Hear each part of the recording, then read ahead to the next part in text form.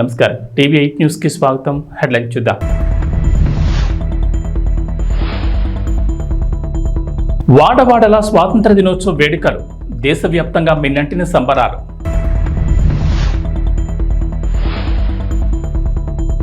అర్హులైన రైతు రుణమాఫీ కాలేని వారికి గుడ్ న్యూస్ చెప్పిన సీఎం రేవంత్. అలాంటి వారికి కూడా రైతు రుణమాఫీ వర్తించేలా చర్యలు.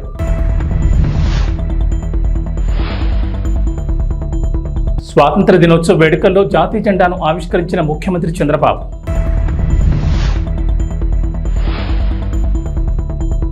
జగన్ ఆస్తుల కేసులో కీలక పరిణామం, విచారణ నుంచి తప్పుకున్న జస్టిస్ సంజయ్ కుమార్. 2 శతాబ్దాల పాటు ప్రజలను హింసిస్తూ పన్నుల భారం వేసి జాత్యహంకారంతో సాగిన బ్రిటిష్ పాలనకు ఆగస్టు 15, 1947లో ముగింపు పలికారు భారతీయులు. వారి దుర్మార్గపు పాలనకు వ్యతిరేకంగా చేపట్టిన ఉద్యమం స్వాతంత్ర పోరాటానికి దారితీసింది. 1857 తిరుగుబాటుతో ఈ స్వాతంత్ర పోరాటం తీవ్ర రూపం దాల్చింది. ఈ సిపాయిల తిరుగుబాటు బ్రిటిష్ ఈస్ట్ ఇండియా కంపెనీ పునాదులను కదిలించింది. భారత పరిపాలనలో బ్రిటిష్ వారి అసమర్థతను ఇది బహిర్గతం చేసింది. అనేక మలుపులు తిరిగి చివరికి ఎన్నో ఉద్యమాలు, వేలాది మంది ప్రాణాలను బలిదానంతో దేశానికి స్వాతంత్రం సిద్ధించింది. నాటి ప్రధాని నెహ్రూ దార్శనికత ఫలితంగానే దేశం ఈ స్థాయిలో ఉందని తెలంగాణ సీఎం రేవంత్ రెడ్డి అన్నారు. ఆయన ప్రారంభించిన ప్రాజెక్టులను మనం ఇప్పుడు ఆధునిక దేవాలయాలుగా చెప్పుకుంటున్నామన్నారు. స్వాతంత్ర దినోత్సవం సందర్భంగా గోల్కొండ కోటపై సీఎం రేవంత్ జాతీయ జెండాను ఆవిష్కరించారు. అనంతరం పోలీస్ సిబ్బంది నుంచి గౌరవవందనం స్వీకరించారు. ఆ తర్వాత తెలంగాణ ప్రజలను ఉద్దేశించి మాట్లాడిన సీఎం రేవంత్, నెహ్రూ సంస్కరణల వల్లే దేశం సస్యశ్యామలంగా ఉందన్నారు. BHEL, IDPL, మిథాని వంటి పరిశ్రమలను నెహ్రూ స్థాపించి దేశ ఆర్థికాభివృద్ధికి పునాదులు వేశారని గుర్తు చేశారు. మాజీ ప్రధానులు లాల్ బహదూర్ శాస్త్రి, ఇందిరాగాంధీ వ్యవసాయంలో నూతన విప్లవాలు తీసుకొచ్చారని కొనియాడారు. కాంగ్రెస్ దేశానికి చేసిన సేవలకు ఇవి కొన్ని ఉదాహరణలే అని చెప్పుకొచ్చారు. ప్రపంచ చరిత్రలోని అహింసని ఆయుధంగా మలిచేసిన మహాసంగ్రామం మన దేశ స్వాతంత్ర పోరాటం అన్నారు. ఇటీవల తాను అమెరికా పర్యటనలో భాగంగా ప్రపంచ బ్యాంక్ అధ్యక్షుడితో సమావేశమైనట్లు వెల్లడించారు. తక్కువ వడ్డీకే రుణాలు ఇచ్చేందుకు ప్రపంచ బ్యాంక్ అంగీకరించిందని తెలిపారు. గత బీఆర్ఎస్ ప్రభుత్వం మాదిరిగా అధిక వడ్డీలకు అప్పులు తెచ్చి ప్రజలను ఎత్తిన భారం వేయిపోమని తెలిపారు.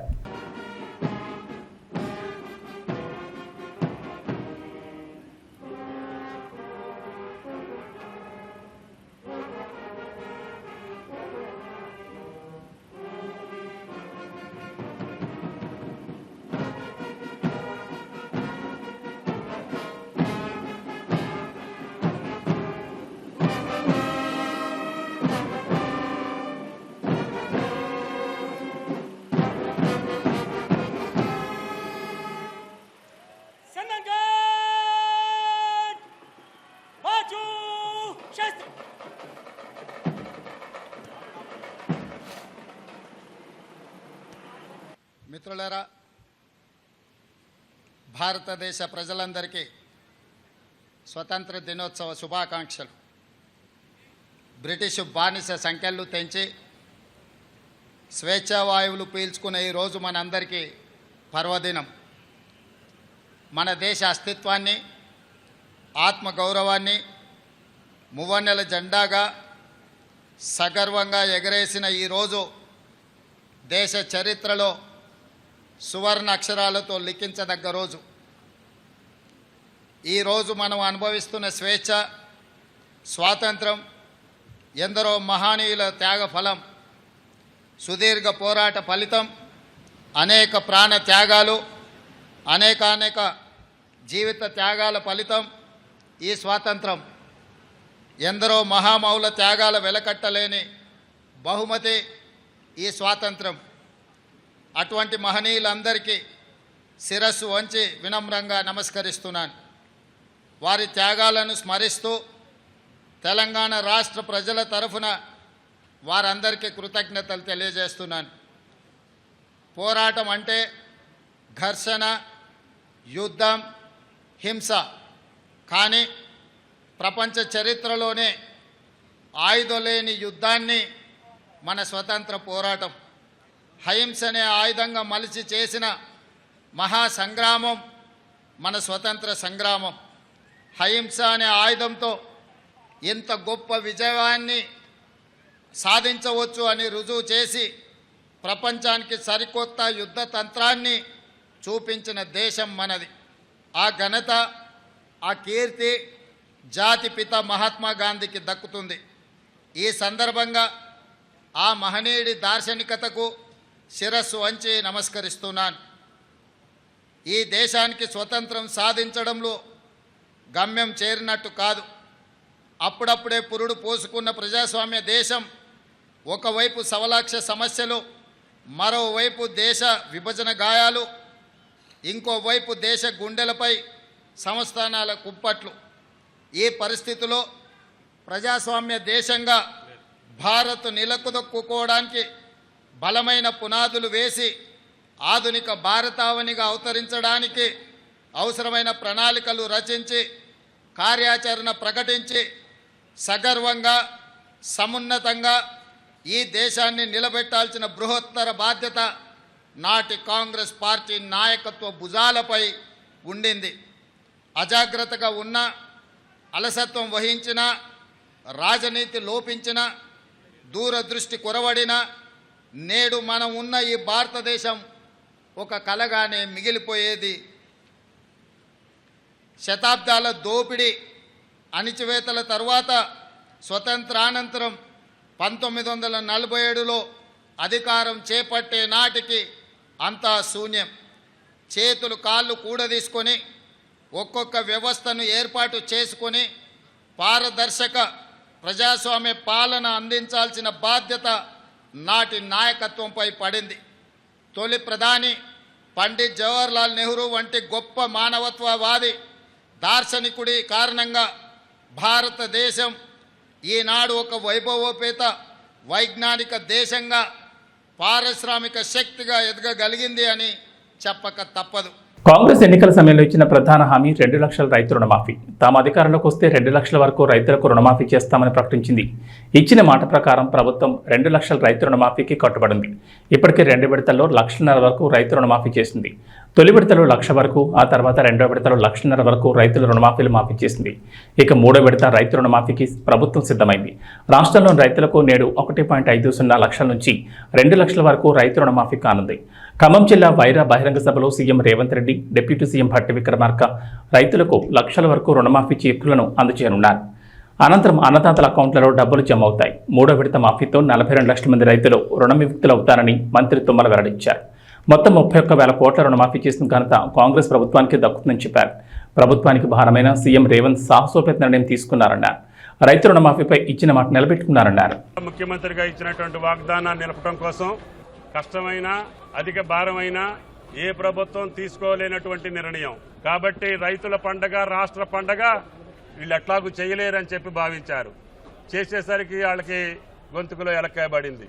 ఏం చేయాలో తెలియక వాళ్ళకి రాలేదు, వీళ్ళకి రాలేదు, ఆడికి పోలేదు, ఈడికి పోలేదని ఇంకా పూర్తే కాల. 9 నెలలు అయిందా ఈ ప్రభుత్వం వచ్చి? కాలేదా? మరి కాకుండా బిడ్డ పుట్టాలంటారు వాళ్ళు. మేమేం చేసాం? అయినా సరే ఆ చిల్లర రాజకీయాలు మేము తెచ్చుకోలేదు. ఆ చేతగాని వాగ్దానాలు చేసి రైతులను మోసం చేసినటువంటి పార్టీల యొక్క కార్యక్రమం మాకు అవసరం లేదు. ఆంధ్రప్రదేశ్ ముఖ్యమంత్రి నారా చంద్రబాబు నాయుడు విజయవాడలోని ఇందిరాగాంధీ మున్సిపల్ స్టేడియంలో నిర్వహించిన స్వాతంత్ర దినోత్సవ వేడుకల్లో పాల్గొన్నారు.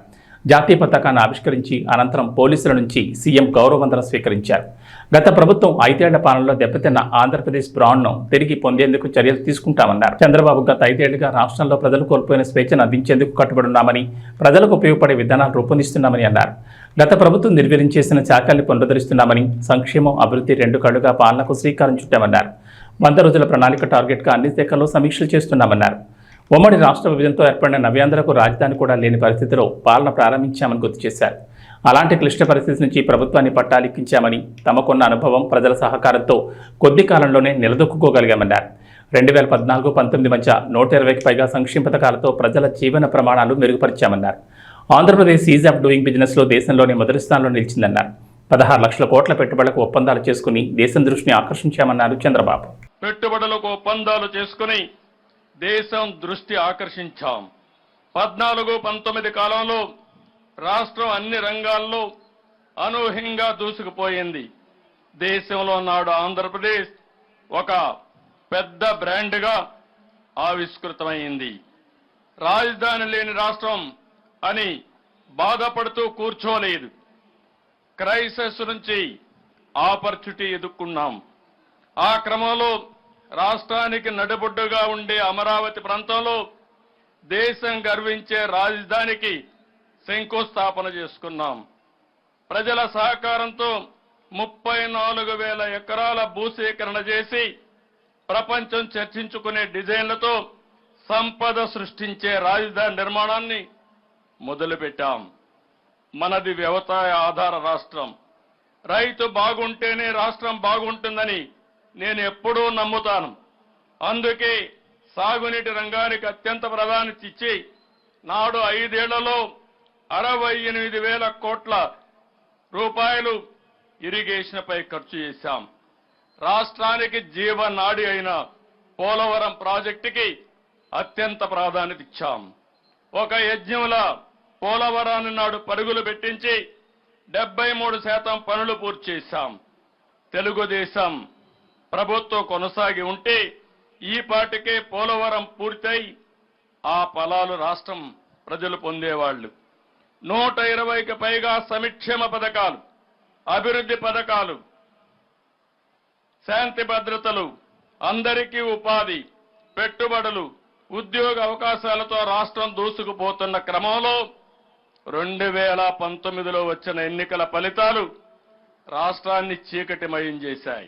ఏపీ మాజీ ముఖ్యమంత్రి వైఎస్ జగన్ ఆస్తుల కేసుల విచారణలో కీలక పరిణామం జరిగింది. జగన్ ఆస్తుల కేసులో ప్రమేయం ఉన్న భారతీ సిమెంట్ కార్పొరేషన్, జగతి పబ్లికేషన్స్, విజయసాయిరెడ్డిలకు వ్యతిరేకంగా ఈడీ దాఖలు చేసిన కేసు విచారణ నుంచి జస్టిస్ సంజయ్ కుమార్ తప్పుకున్నారు.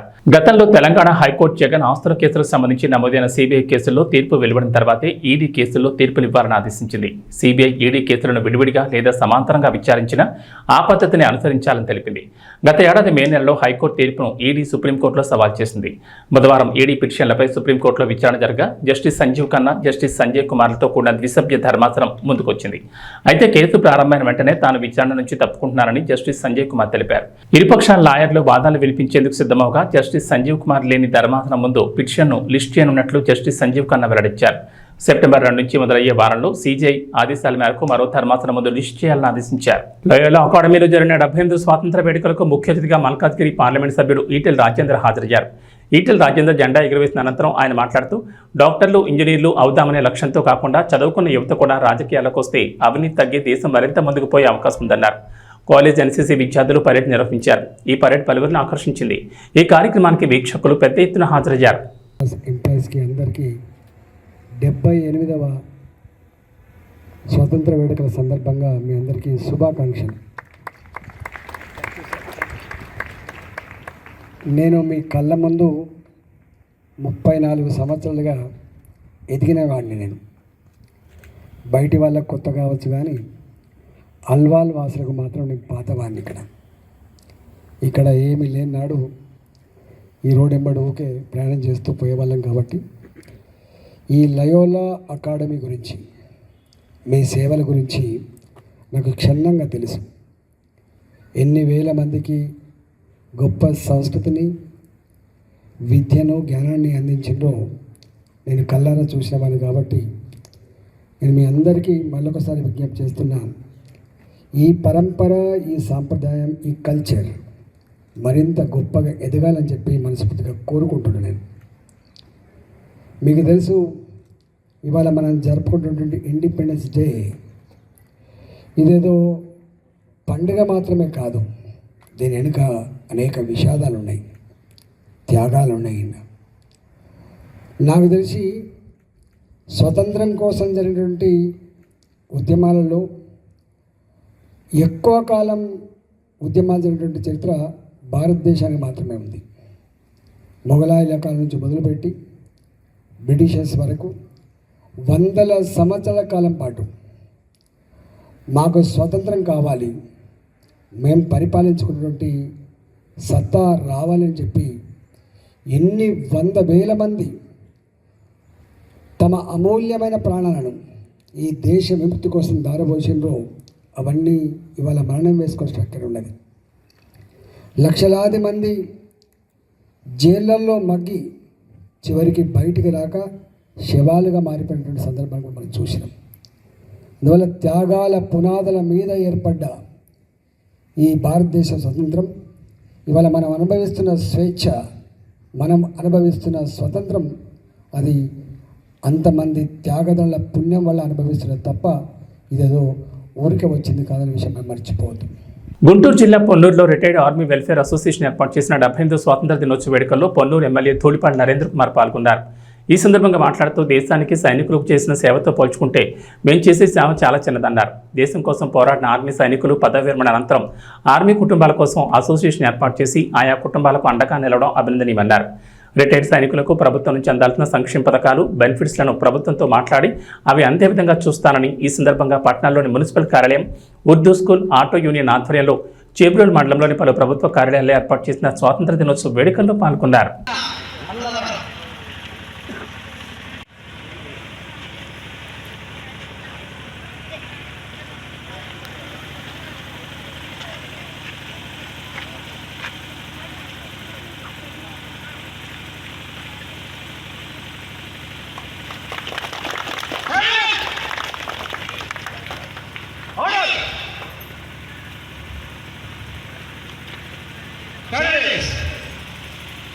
చాలా ర్యాలీ కూడా ఉంది.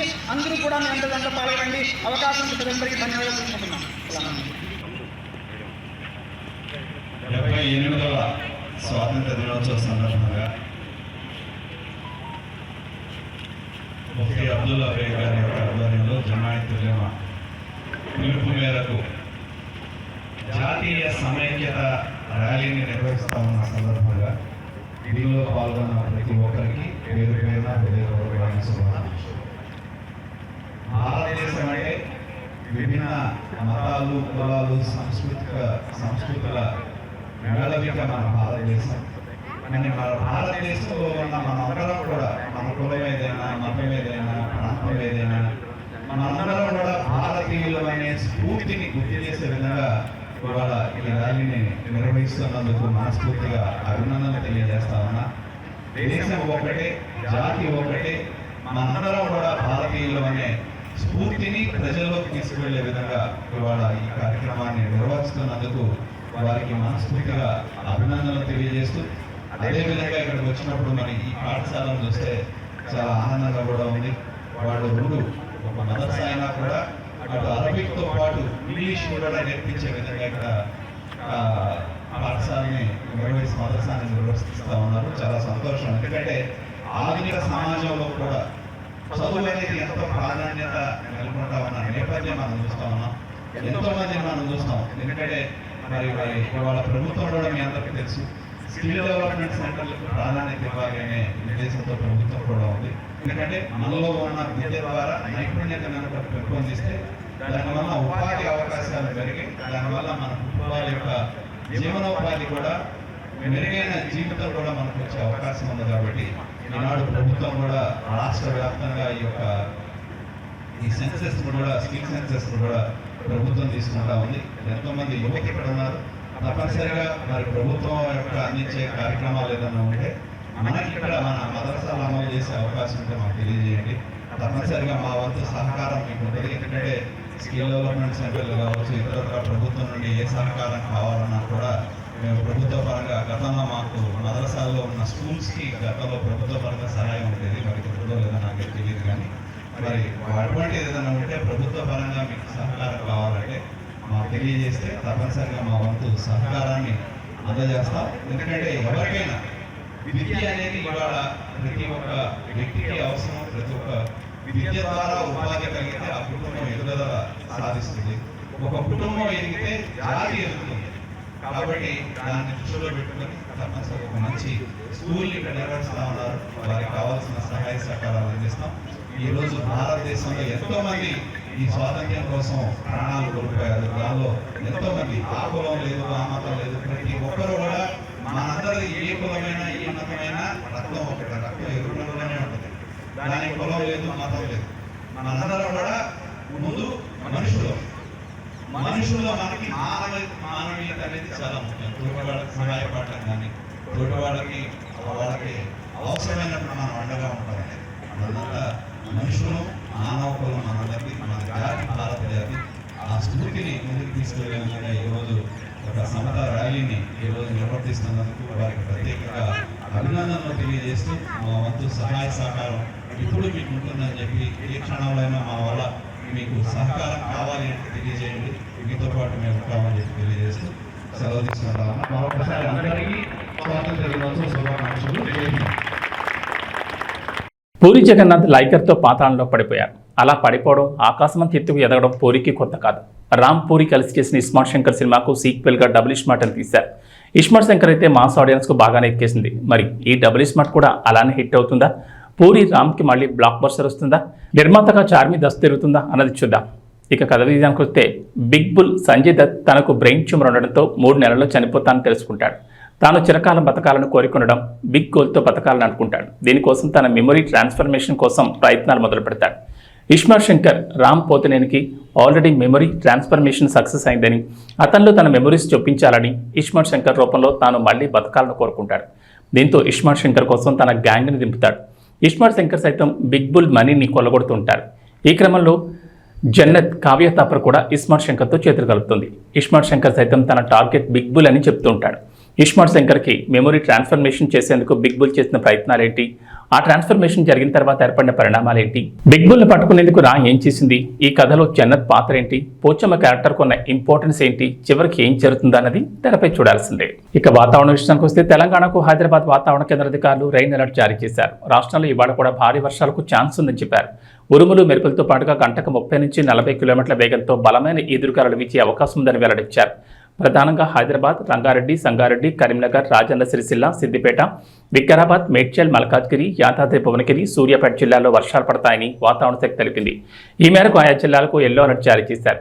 ప్రస్తుతం దేశవ్యాప్తంగా రుతుపవనాలు చాలా యాక్టివ్గా ఉన్నాయి. దీంతో పలు రాష్ట్రాల్లో భారీ నుంచి అతి భారీ వర్షాలు కురుస్తున్నాయి. రుతుపవన ద్రోణి ప్రభావం వల్ల మరో 2 రోజుల పాటు తెలుగు రాష్ట్రాల్లో వర్షాలు కురిసే అవకాశం ఉందని భారత వాతావరణ శాఖ తెలిపింది. తెలుగు రాష్ట్రాల్లో గత నెల రోజులుగా కురుస్తున్న భారీ వర్షాల వల్ల ప్రజలు తీవ్ర ఆందోళనకు గురవుతున్నారు. తెలంగాణలోని వాగులు, వంకలు పొంగి పొర్లుతున్నాయి. జలాశయాలు, ప్రాజెక్టులు నిండుకుండలా మారాయి. దాదాపు 2 ఏళ్ల తర్వాత శ్రీశైలం, నాగార్జున సాగర్ ప్రాజెక్టు గేట్లను పైకెత్తి నీటిని కిందికి విడుదల చేశారు. ఏబీ బులెటిన్ విశేషాలు. నమస్కారం.